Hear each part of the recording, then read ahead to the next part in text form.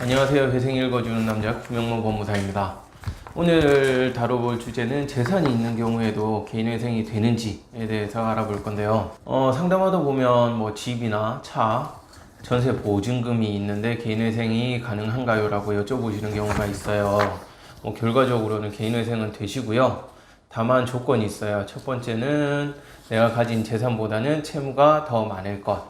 두 번째는 내가 가진 재산보다 더 갚을 것.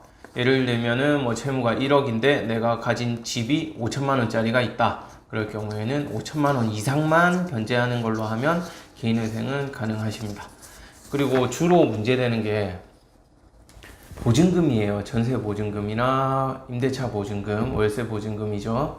왜 문제가 되냐면 보증금 같은 경우에는 전액을 재산으로 잡는 게 아니고 소액임대차보호법 적용 대상이 되는 경우에는 일부 금액을 공제를 받게 돼 있어요.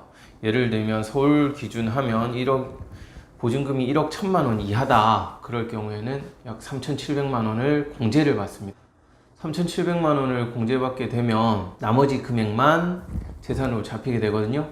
예를 들면은 내 보증금이 1억을 걸었다. 그럴 경우에는 3,700원을 공제하고 6,300만 원이 재산으로 잡히게 되죠.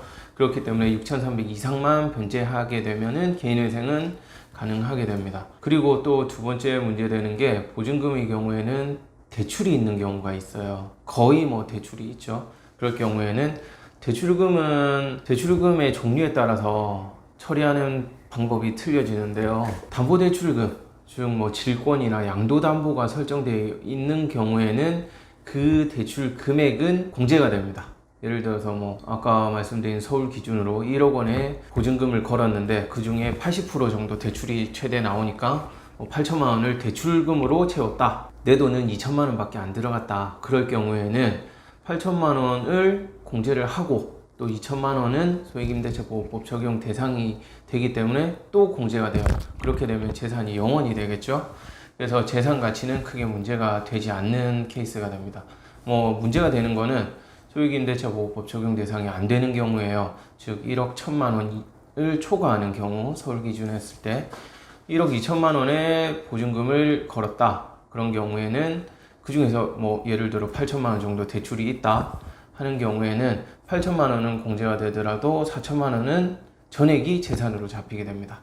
그렇게 해서 4천만 원 이상을 변제해야만 개인회생이 가능하게 되세요. 또 보증금 대출 중에서도 담보대출이 아니라 신용대출인 경우가 있어요. 보증보험을 끊고 대출을 받는 경우가 있는데 그럴 경우에는 그 보증금 전액이 재산으로 잡히게 됩니다. 왜냐하면은 개인회생을 잘 성실히 수행하시고 나면 그 보증금은 대출을 발생시켜준 금융기관에서 가져가는 게 아니라 신청인, 즉 채무자가 보증금 전액을 가져갈 수 있게 돼요. 그렇기 때문에 그런 경우에는 그 보증금 전액을 재산으로 잡게 됩니다.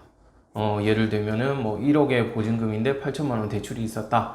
그럴 경우에는 1억 전액이 재산으로 잡히게 돼요. 그래서 1억 원 이상을 갚아야 되는 경우가 있죠.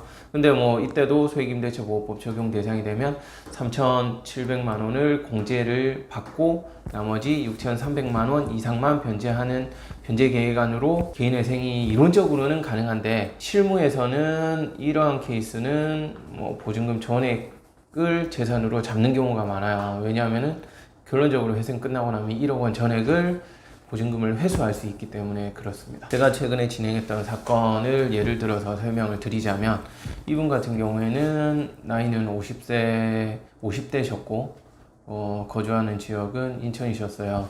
보증금은 전세 보증금이 1억 1천만 원이 있으셨는데 이분 같은 경우에 인천이라서 소액임대차보호법 적용 대상에 해당되지 않는 경우였습니다. 거기에다가 이분 같은 경우는 대출이 약 7천만 원 정도 있었거든요.